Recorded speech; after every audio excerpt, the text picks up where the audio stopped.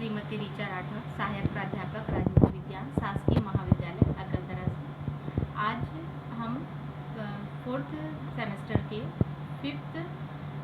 First paper का 5th unit के बारे में चर्चा करेंगे, जिसमें पेपर का नाम है भारत में राज्यों की राजनीति। और आज हमारा टॉपिक है 5th यूनिट का योजना आयोग। योजना आयोग प्लानिंग कमीशन। योजना आयोग का गठन 15 मार्च 1950 को किया गया था। योजना आयोग संविधानेतर संगठन नहीं है, अर्थात इसका संविधान में उल्लेख नहीं था। इसका निर्माण योजना आयोग का निर्माण संघीय मंत्री परिषद द्वारा एक विशेष प्रस्ताव पारित कर किया गया था। यह एक सलाहकारी संस्था के रूप में कार्य करती थी। योजना आयोग का मूल कार्य ये था कि वह योजना पूरे भारत में पूरे भारत की संसाधनों को देखते हुए योजना का पंचवर्षीय योजनाओं का निर्माण करें और उस पंचवर्षीय योजना को लागू करें। योजना आयोग के अध्यक्ष पदेन प्रधानमंत्री होते थे और योजना आयोग के उपाध्यक्ष की नियुक्ति प्रधानमंत्री के द्वारा की जाती थी। योजना आयोग का कार्य होता था कि वह हमारे देश के संसाधनों के आधार पर पंचवर्षीय योजनाओं का निर्माण करे और उन योजनाओं को हमारे देश में लागू करे। योजना आयोग के कार्यों के बारे में ही हम चर्चा कर रहे हैं कि योजना आयोग क्या कार्य करती थी। इसमें हम देखेंगे कि योजना आयोग देश के संसाधनों का आकलन करती थी और उन संसाधनों के प्रभावी प्रयोग के लिए पंचवर्षीय योजनाओं का निर्माण करती थी। निर्माण करने के साथ ही साथ यह प्राथमिकताओं का निर्धारण करती थी और योजनाओं के लिए संसाधनों का आवंटन भी करती थी। योजना आयोग के और महत्वपूर्ण कार्य थे कि योजना आयोग के द्वारा सफल कार्यान्वयन के लिए आवश्यक मशीनरी का निर्धारण किया जाता था। योजनाओं की प्रगति का और अवधिगत मूल्यांकन भी योजना आयोग के द्वारा किया जाता था। इस तरीके से देश के संसाधनों का सबसे प्रभावी और संतुलित ढंग से उपयोग करने के लिए योजनाओं का निर्माण योजना आयोग के द्वारा किया जाता था। और योजना आयोग के द्वारा आर्थिक विकास को बाधित करने वाले कारकों की पहचान की जाती थी और उन कारकों के निदान के लिए भी कार्य किया जाता था। योजना आयोग के बारे में, योजना आयोग जो था उसके प्रथम जो उपाध्यक्ष थे गुलजारी लाल नंदा जी थे और जो अंतिम उपाध्यक्ष थे वो मोंटेक आहलूवालिया जी थे। योजना आयोग की जब चर्चा होती है तब हम योजना आयोग के साथ ही साथ राष्ट्रीय विकास परिषद के बारे में भी चर्चा करते हैं। राष्ट्रीय विकास परिषद जिसका गठन की 1952 में हुआ था, नेशनल डेवलपमेंट काउंसिल जिसे हम कहते हैं नेशनल डेवलपमेंट काउंसिल, जिसका कार्य होता था योजना आयोग के द्वारा जिन पंचवर्षीय योजनाओं का निर्माण किया जाता था उन पंचवर्षीय योजनाओं को लागू करना, उनकी जांच करना और उसे अंतिम रूप प्रदान करना और पारित करने का कार्य जो करती थी वो राष्ट्रीय विकास परिषद के द्वारा किया जाता था।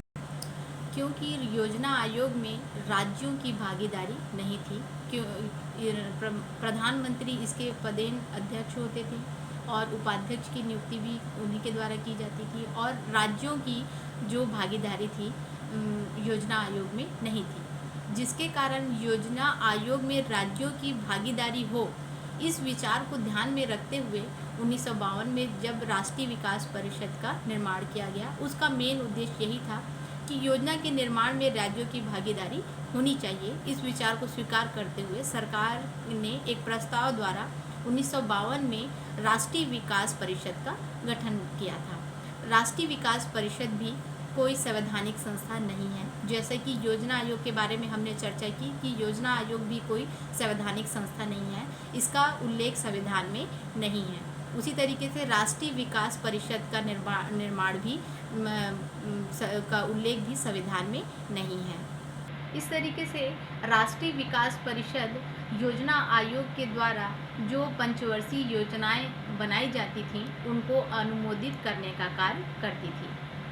अब हम राष्ट्रीय विकास परिषद की संरचना के बारे में चर्चा करेंगे। राष्ट्रीय विकास परिषद के भी अध्यक्ष भारत के प्रधानमंत्री होते हैं होते थे, और उसके साथ ही साथ सभी राज्यों के मुख्यमंत्री, केंद्र शासित प्रदेशों के प्रशासक और सभी कैबिनेट मंत्री और योजना आयोग के सदस्य भी राष्ट्रीय विकास परिषद के मेंबर कहलाते थे। राष्ट्रीय विकास परिषद राज्यों के लिए उनकी समस्याओं और विकास से संबंधित मुद्दों पर चर्चा करने के लिए एक मंच प्रदान करती थी। इस प्रकार यह विकास की योजनाओं के क्रियान्वयन में राज्यों के सहयोग को सुरक्षित करती थी।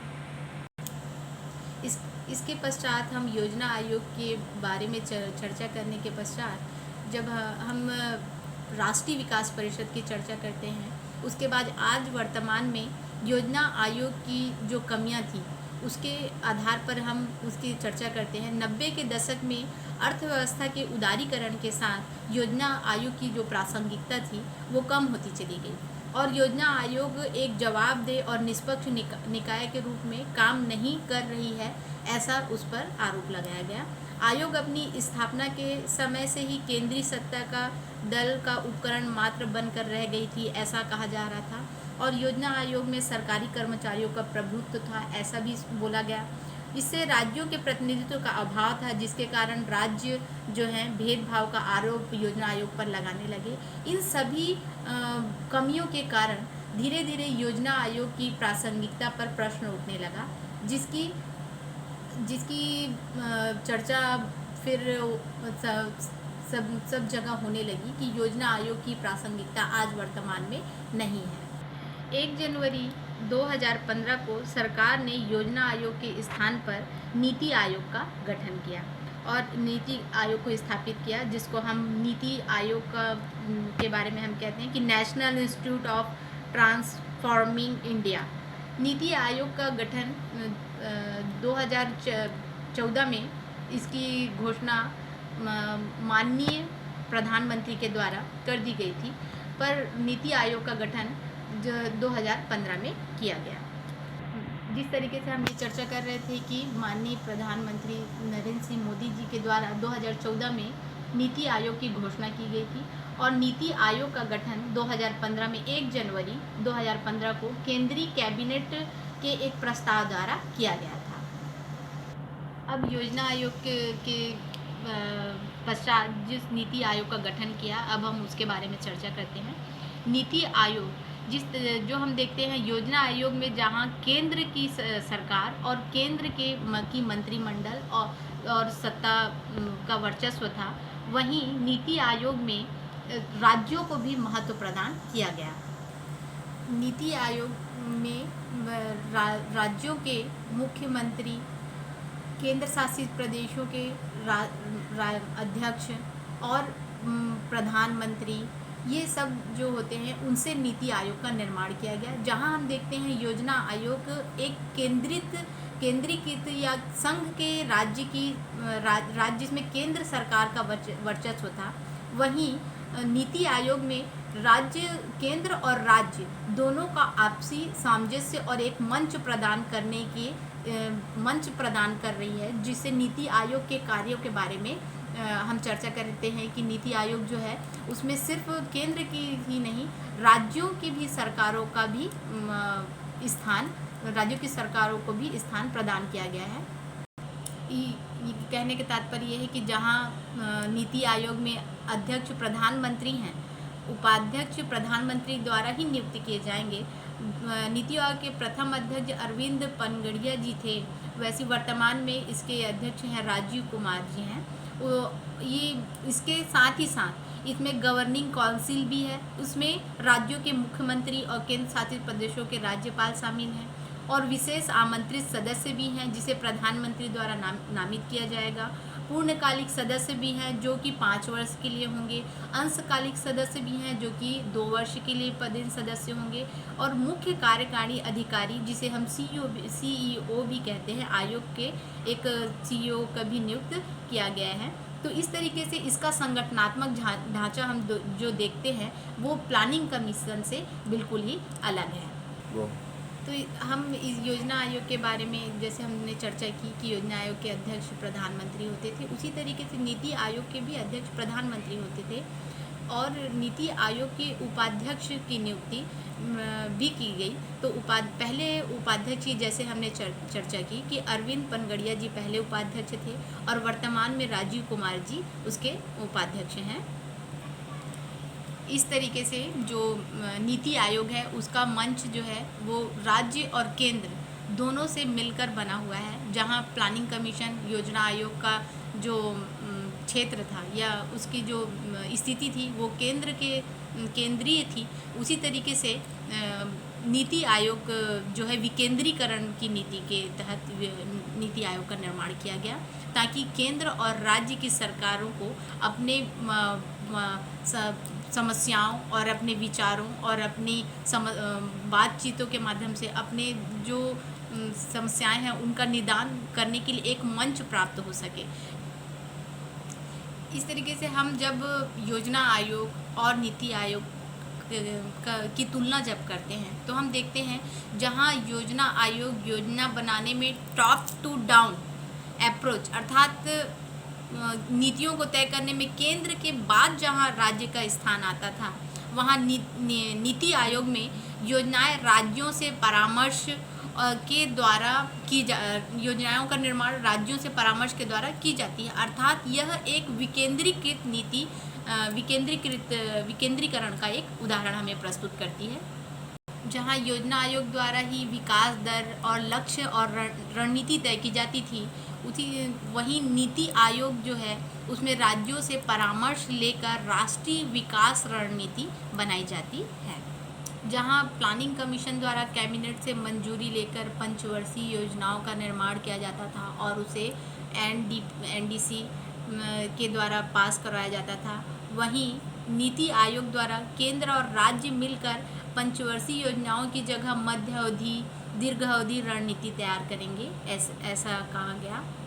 जहां योजना आयोग में योजना आयोग केंद्र सरकार की संस्था थी, राज्यों की भागीदारी नहीं थी, वहीं नीति आयोग में राज्यों के प्रतिनिधि भी शामिल हैं। जहां योजना आयोग विचार विमर्श की संस्थागत व्यवस्था नहीं थी, वहीं राज्यों से नीति आयोग जो है राज्यों से नियमित विचार विमर्श करती है और होगी। जहां प्लानिंग कमीशन केंद्र प्रायोजित योजनाओं पर अधिक जोर दिया जाता था प्लानिंग कमीशन में, वहीं नीति आयोग जो है उसमें अपनी आवश्यकता अनुसार योजनाएं बना सकेंगी, राज्य अपनी आवश्यकता अनुसार योजनाओं का निर्माण कर सकेंगे। जहां हमारे आज के चर्चा का विषय था प्लानिंग कमीशन के बारे में जो हमने चर्चा की, उसमें हमने देखा कि 1950 में प्लानिंग कमीशन का निर्माण किया गया था। यह एक संविधानेतर संस्था नहीं थी, संविधान में इसका उल्लेख नहीं था। वहीं हम देखते हैं कि समय और परिस्थिति के आधार पर धीरे धीरे परिवर्तन होता गया, उदारीकरण आया, उदारीकरण से परिस्थितियां बदली, जिसके कारण योजना आयोग की जो कमियां थी उसको देखते हुए हमारे प्रधानमंत्री जी के द्वारा नीति आयोग का निर्माण किया गया। और इस तरीके से हम प्लानिंग कमीशन के बारे में अगर हम जब चर्चा करते हैं तो पंचवर्षीय योजनाओं की भी बात आती है।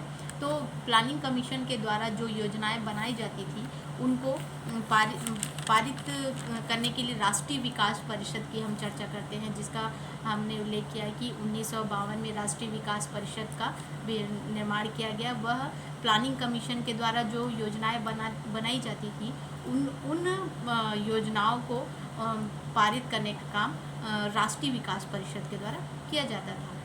तो इस तरीके से हम प्लानिंग कमीशन की कमियों के बारे में हम लोगों ने चर्चा की और हमने देखा कि 90 के दशक में प्लानिंग कमीशन की कमियों की चर्चा होने के बाद 90 के दशक में अर्थव्यवस्था में उदारीकरण आया और योजना आयोग की प्रासंगिकता पर प्रश्न चिन्ह उठ गया। उन सब चीज़ों को देखते हुए हमारे देश में नीति आयोग का गठन किया गया, जिसके बारे में हमने चर्चा की कि 2015 में नीति आयोग का निर्माण किया गया। आज हम प्लानिंग कमीशन की जो हमने चर्चा की है उसमें हमने ये सब देखा कि प्लानिंग कमीशन अपना कि प्लानिंग कमीशन में किस संस्था के अंतर्गत कौन कौन सदस्य आते थे, उनके प्लानिंग कमीशन का क्या क्या कार्य होता था, प्लानिंग कमीशन के द्वारा जो कार्य कैसे किए जाते थे, और वह केंद्रीकृत व्यवस्था थी। और वहीं उसके बाद हमने चर्चा की कि राष्ट्रीय विकास परिषद कैसे कार्य करती है, उसने वो और प्लानिंग कमीशन किस तरीके से एक दूसरे से सामंजस्य स्थापित कर कार्य करते थे। उसके बाद हमने देखा कि नीति आयोग का निर्माण कब किया गया और वह आज हमारे देश में कैसे कार्य कर रही है।